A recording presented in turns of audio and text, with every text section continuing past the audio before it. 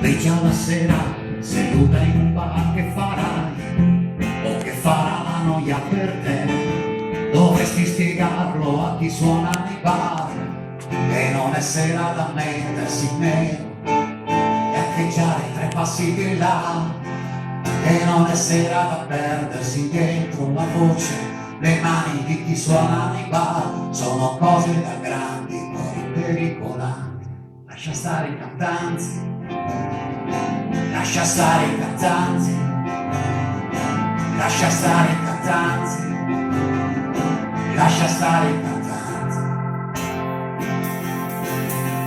Sono personaggi tristi e noiosi, sono troppo intriganti, hanno le mani lunghe i cantanti, fanno tenerezza con quei loro occhi stanchi, un sorriso da timido, e chissà quanti hanno scritto canzoni, dedicato canzoni, promesso canzoni che non cantano mai. Prestidigitatori di atmosfere eleganti, fateli scappare e non credergli mai. Tu lascia stare i cantanti, troppa gente davanti.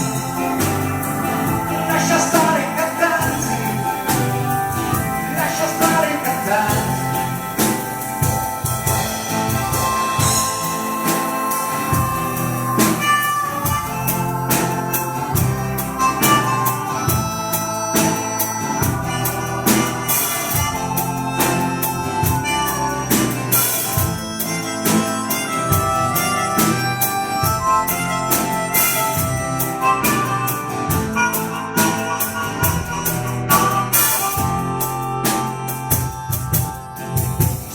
Sera e tu sei ancora là, che farai?